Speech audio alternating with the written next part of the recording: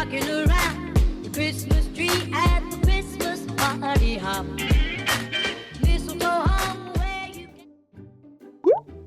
Hey guys, so before we jump in, I wanted to jump on here and do some very quick self-promotion and let you know that my Etsy shop has officially launched as of today, December 19th. So if you look here to your left, you'll see all of the items are posted with detailed descriptions and images. So if you're interested in anything, I will have the link below in the description box. Thank you all so much.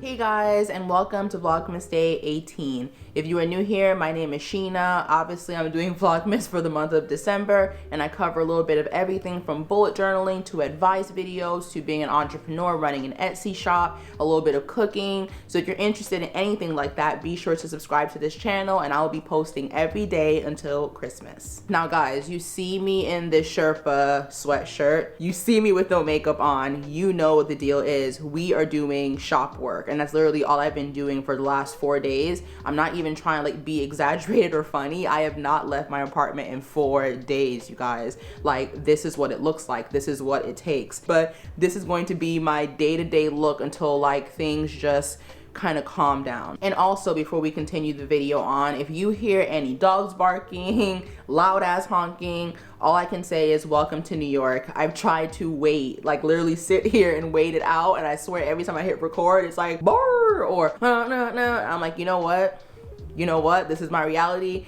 I cannot change it. So we're gonna have to both deal with it here. So as you guys can see, this is going to be a sit down video because I feel like while the time-lapse videos are great and they might be inspiring, they don't always directly teach a lesson or give you guys any type of information that might help you with your journey. And so for this one, I want to sit down and talk specifically about my experiences with launching, things that I have learned, and what I think I'm going to be looking forward to tomorrow during my launch. And with these tips, I do want to preface that I am not a pro. This is obviously my first time opening an Etsy shop, but these are things that I have noticed along the way, even up till today, and then also things that I have researched and heard via podcasts, blogs, YouTube videos. And so rather than making you guys scour through everything the interwebs has to offer, I tried to consolidate it here, and hopefully the tips are helpful for you. So number one, be prepared. And no, I'm not gonna play the Lion King clip. I'm not gonna play it even though I really want to, but I'm being serious, you guys. You really have to be prepared. And I know a lot of times you hear people say that, but they don't go into detail, and that's what I'm going to do here. So let's say you're a week out, maybe you're 2 days out from launching your shop. What are the key things that you have to get done to ensure that it is a successful and smooth launch? Not saying that things are not gonna go wrong. They will go wrong, but it's good to kind of have a buffer or some guardrails just in case things do go crazy. At least you have a foundation to return to. So when it comes to materials, that can be a tough one because you don't wanna over purchase and then you just have, 1,000 pieces of sticker paper sitting around for over a year because you don't know how your shop is going to perform. But you also don't want to go out here and buy a 20 pack on Amazon and then your orders come in and you're not able to fulfill on time, so you're letting your customers down. Now when it comes to figuring out how much of this material you should buy, for me, I kind of use my audience, my customer base as like a barometer. So I saw, my traffic on YouTube and what people were saying they were interested in, and I'm going to purchase for sure, things like that. And then I would also, post on Instagram and see what type of interest I was getting from there, and that kind of helped me to decide, I'm going to at least have 20 sales, so let me make sure that I at least have 20 orders ready to be fulfilled. That's kind of how I figured it out. But at the end of the day, you guys know that I got that sale on the Cricut paper, and so I just had it sitting around anyway, so I have that huge stock of that. But I also placed an order yesterday with a new company, and I'm going to try out their sticker paper, and hopefully it's not a complete fail. The paper thing is going to be kind of tough, but when it comes to things like ink, I feel like just buy the excess. Like, you're going to need ink anyway. And the thing about ink is it won't just sit up and dry out over, a week or 2 weeks, as long as you don't open it up and take the cap off. So that's definitely a good investment in my opinion. So just really think about what your approximate number is going to be and try to buy at least enough material to fulfill that amount. And if you happen to sell out because your marketing was just on point, at least then you can place a quick order and try to get some support supplies off Amazon. And if you have Amazon Prime, that should only take about 1 or 2 days, and that allows you to kind of squeeze that into your shipping and handling time. But nonetheless, I do not think there is a perfect formula for this. I feel like you just have to feel it out. You may open and not have enough or have an excess.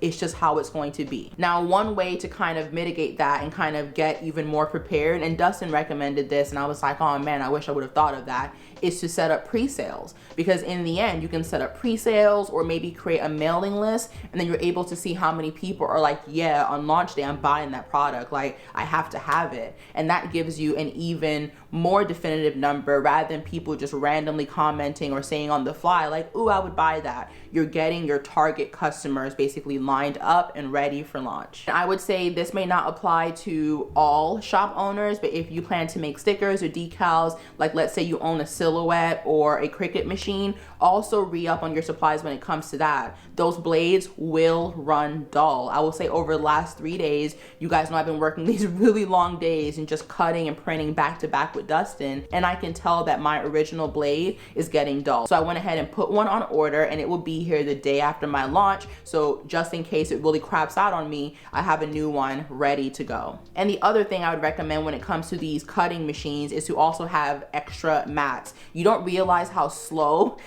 things can process when you do not have more than one machine, more than one printer. And so the only way to kind of mitigate that is to be efficient on the back end. So that means setting up your prints, and then as one is in the machine, you're laying another on the mat, and you just kind of have that assembly line, and things will go through a lot quicker. I know the mats are not cheap, but you can also find like some knockoff generic brands on Amazon. I've just not personally tried any of them. And then I would say my final tip when it comes to your machinery and your gear and things like that is to make sure everything is calibrated and cleaned out. You'd be surprised how much of your process is wasted with bad cuts that you have to redo, or prints that look smeared or they're not really good quality when you know that your printer is capable of outputting that good quality. So all you want to do is go into your printer, find your calibration settings, and recalibrate. You want to clean your printer heads as well, because that can cause like these really weird streak marks, which to me don't look very good, and I personally had to trash a few stickers because they were coming out with those streaks. And then also with the Cricut, you guys have seen that there is an option to calibrate it, and I'm sure the Silhouette Cameo has the same option, but you basically let that calibration run as many times as it takes for it to cut perfectly on the lines. I know in the moment it can seem like tedious and annoying, and you feel like other things are more important, but I'm telling you, they are not. If you do not want to waste your time, your sticker paper, the rest of your supplies, just go ahead and get these maintenance pieces out of the way. Okay, and number 2 for me is to get up to speed, to get knowledgeable about the market that you're in. I know we're talking Etsy because I am personally going to be an Etsy shop owner, but it can be about anything that you're trying to accomplish. Maybe you're a lawyer and you're looking to re-up, maybe get promoted or become a partner. There is research that you can do on that. You can see how many people in your industry have become partners and how they got to that place. I don't know the entire industry when it comes to lawyers, but I would assume there is research in everything. So when it comes to me and the knowledge that I was seeking for my Etsy shop, I got a ton of that knowledge just consuming YouTube videos and podcasts. And it's funny because if I'm at my desk and I'm maybe sketching a prototype or maybe like, you know, cutting corners on my cardstock, that's something that I can watch while I'm getting other tasks done with my shop. But basically that's how I get my knowledge from a visual standpoint. Now let's say I'm doing a task where I cannot be grounded and sitting at my computer or stuck to my phone watching a video, then I always do podcasts. And I've always been a podcast listener, but before it was more leisurely, and lately it's been very purposeful because I have this business and I have to be mindful of things that I may not know about the industry, which is a lot right now because I'm a noob at this. Now, when it comes to all the podcasts that I listen to and I love, I will go ahead and link them all below. There were a couple that were just like so hit or miss. Like you get on and you can just hear someone clearing their throat all the time. time, or women cackling and like basically blowing out your eardrums, and it's like, Lord, where is the good content? So really, you just have to sift through the bullshit that is available on these platforms and just find what is really, really helpful. And I hope that the selections I've chosen below are helpful to you, and they were definitely helpful to me. Now, one in particular that I've really been hooked to is the Etsy specific podcast. I believe it's made by Etsy and their marketing and sales team, and it is so informative because you're learning about how the business works from the people that run and create the business. They'll also share like stories from other Etsy sellers, like what they do with their shipping, what their recommendations are when it comes to packaging. Just so much information that you're like, oh great, check, check, check. I did not know that. So again, just consume as much knowledge as you possibly can before you open your shop, because while it's okay to learn along the way, I don't think that it's okay to go in with nothing in your arsenal, with no knowledge. Like, you're almost asking to fail on your first day. I'd rather go in and have a few tidbits of knowledge that I can fall back on, and then if I do mess up somehow, I can always get on Google. I could always pull a listing. It's not the end of the world. Okay, now number 3, I'm going to say because it directly affected me, it directly happened to me, and so I feel very strongly about this, you guys, and that is spell checking your shit a million times. So I'm going to give you guys the fastest story time. You're probably going to laugh at me, and it is what it is, but we're all about realness and authenticity on this channel. So as you guys have probably seen from previous vlogs, I'm working on a sticker pack called the Space Pack, and you know, it consists of things like an astronaut, a rocket, a moon, a telescope, everything related to the galaxy and outer space. And one of the items that I had in here was a handwritten word, which was intergalactic. Everyone knows that word. We got it. Intergalactic. Okay, great. So intergalactic, you got it down, you hear it, not a problem, right? Wrong. When I created that prototype literally like 3 months ago, it was probably 2 o'clock in the morning, and I was just having one of those creative sprints, and so I just started drawing a whole bunch of shit, and I was like, oh, okay, I guess I'm doing a space sticker pack because I'm drawing a whole bunch of things that are in the universe, in outer space. And when I wrote down the word, it looked correct to me. It looked like it was spelled correctly, but it wasn't. It wasn't. So why is this a big deal, you ask? Because your girl took that prototype, refined it, and proceeded to print and cut at least 100 of these stickers spelled incorrectly, and then turn around and had Dustin pack them up, and then also sent 4 of them as samples to my friends and family. Bruh. So do you realize the pit that was in my stomach when I was sitting there getting ready to type out the product description? And I was like, hold on, why is this spell checking with an extra C? Because that's how it's spelled, Sheena, because that's how it's spelled. I know to most of you, it's like, ha ha ha, it's just a laugh.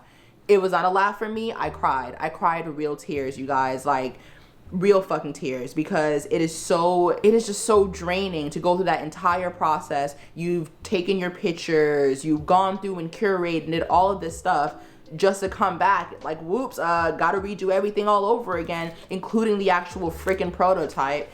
I was so annoyed, you guys. So something so simple we can quickly overlook because we're humans. We tend to read and our mind will make words look like they're spelled correctly even if they're not. There are also many like little brain teaser things that you can do online that prove this. We will read over words and they are spelled completely wrong, but our mind rearranges them to be spelled correctly because it's just how the human brain works. And that's what I think Dustin may have done as well, because he just didn't notice it. So yeah, I was mortified. I had to throw all of them away. They couldn't even be freebies because who wants a freebie that's spelled wrong? Like, come on. So that's what happened to me. Spell check every freaking thing. I don't care what it is in your life. Like, I know we hear it all the time. We're like, oh, whatever, I'm a good speller. And I'm telling you guys, I'm a stickler for spelling. I'm a stickler for grammar. I'm probably one of those people that will not correct you, but I'll give you the side eye if you're just a really bad speller.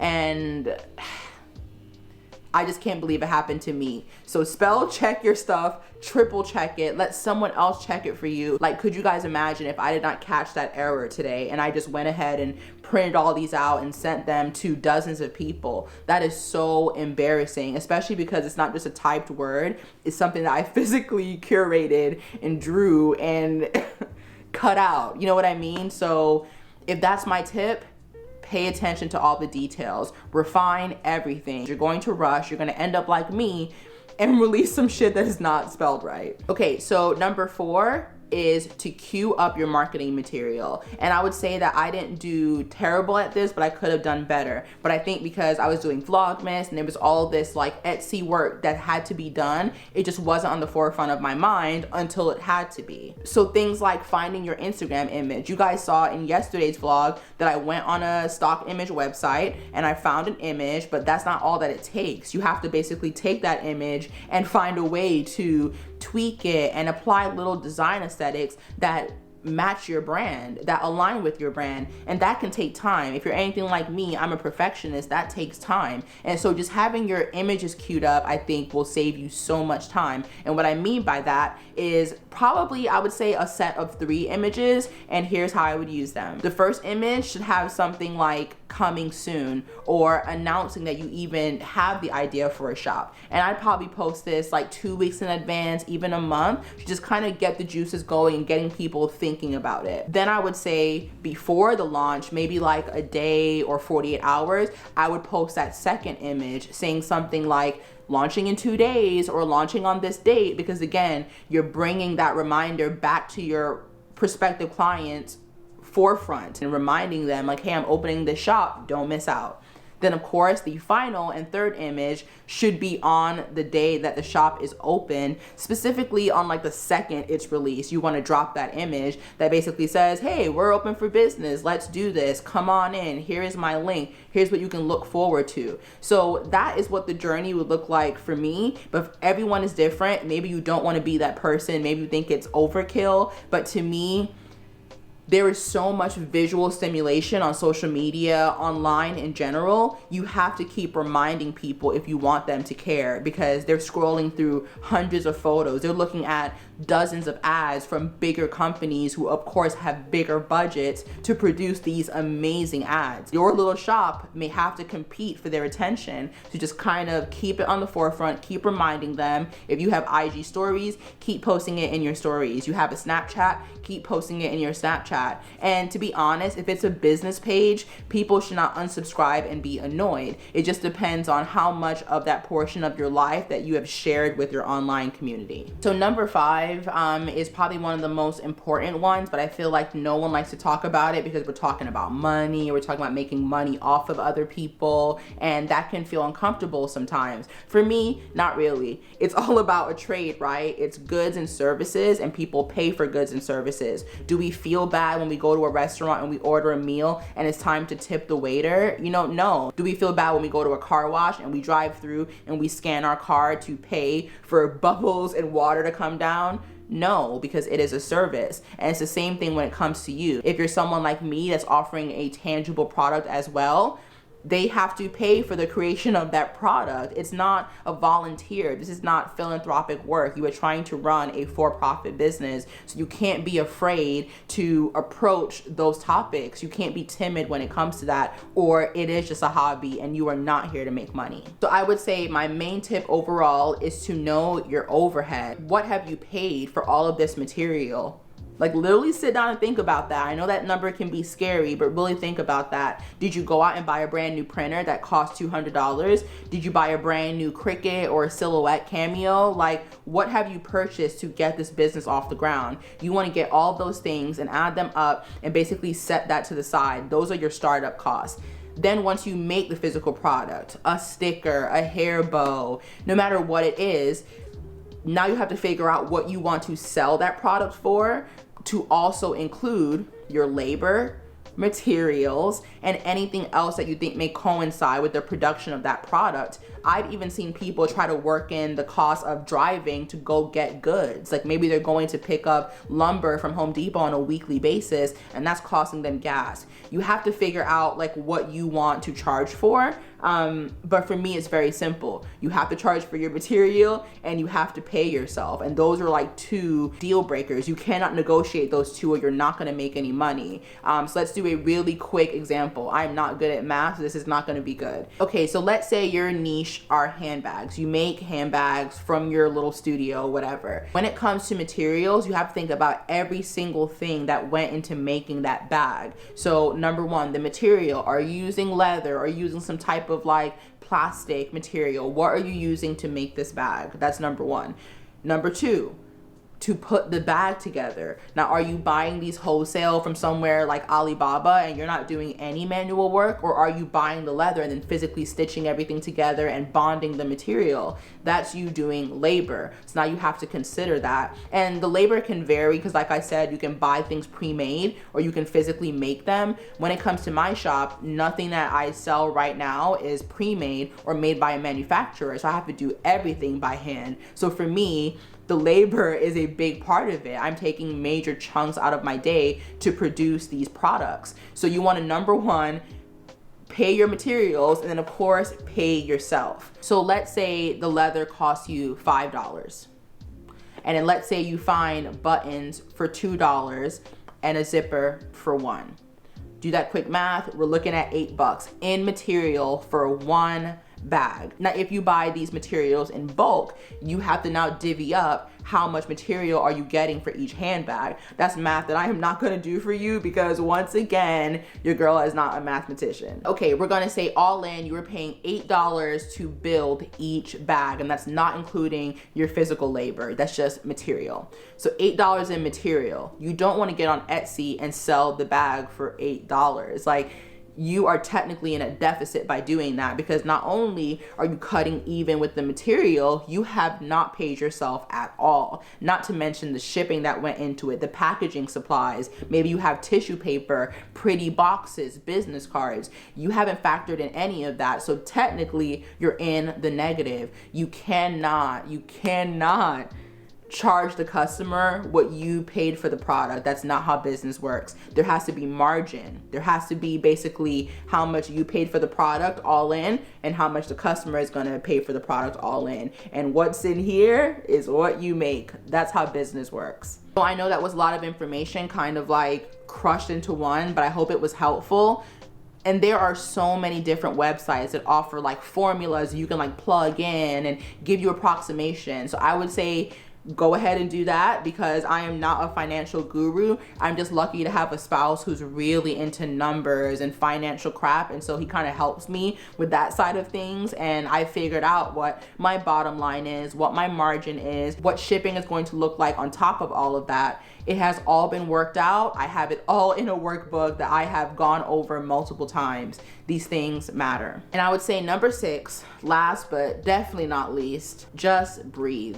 I feel like the amount of pressure that I've been under the last few days, like I literally feel like I'm buckling and getting ready to just break. And again, that is no type of reflection on you guys or anything like that because this is a choice that I made, but it is really, really, really a trying experience, and you really have to want to do it to keep pushing through. And what I've realized is I really want to do this and I really enjoy creating, and if the perk is that people enjoy my creations and want to buy it, why not? Like, why not monetize off of that? I have the audience, I have the platform, and I think I have a decent amount of talent. So this is what I've decided to do. And even if it gets stressful, I have to remember in the moment, like, these are first world problems, just breathe. You're not selling stickers to survive, you know what I'm saying? Like, worst comes to worst, I can push my Cricut to the side, let it collect a tiny bit of dust, and go back to a full-time job. It's really, really not that serious, and I have to keep telling myself that.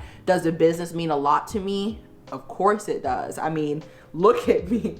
I've obviously dedicated and devoted all of my time to this business. However, the business is not me. I am Sheena, and I'm going to have separate needs and separate goals away from Etsy. So don't let that consume your life and then you just end up hating it. And then every sale that you get come in, you're like, oh, got another sale. Like, you're not happy about it. I don't want to be that way. Like, I've actually decided that I may record like my first like 1 or 2 sales because I want you guys to see that reaction, and I personally want to save that moment and see my reaction. But after that point, I'm just gonna turn my alerts off. At the end of the day, I'm not shipping anything same day, so it's not that serious, and I don't want to be sitting there like glued to my phone or to my computer screen obsessing about sales and traffic, because the whole point is that you've released something, now take a breather. So just remember that through your process, breathe, it's going to be okay. And if you feel like you're alone, I got a plethora of vlogs where you can see that you are not alone, that there are other people out here who are struggling with you, who are trying to figure shit out, who do not have all the answers, but they don't quit. All right, guys, so those are basically my top like 6 tips. I'm sure there are more, and I can definitely do a part 2, maybe like after I officially launch. Like, now that I've launched, here's what I've learned. But that's overall what I feel like I've learned during this launch process. And could I have done it better? Sure. But part of my personality is that I'm a procrastinator, and so sometimes I need to just set a date on things and go for it, rather than like, oh, let me wait until, like, if I really waited on all of that, you guys would be seeing Brooklyn Post launch 2020. So we're just not going there. So that's it, you guys. That is my product lineup for the Brooklyn Post launch that is happening, and I am so excited. And by the time you guys see this video, the shop will obviously be open and ready for your business. So I will have a link below to that where you guys can just click and check everything out. If there were any more details you wanted on the product line, as far as dimensions and materials used and how long it would take to ship and pricing, all of that will be on the Etsy portal through my listings. Again, thank you guys so much. I feel like the only reason that I'm not emotional on this video is because I feel like I've been saving the emotion for the physical launch, but I appreciate you guys so very much. Again, if you have any questions, let me know below. I hope you're staying warm out there. Your girl is signing off, and I'll see you tomorrow in Vlogmas Day 19. Bye.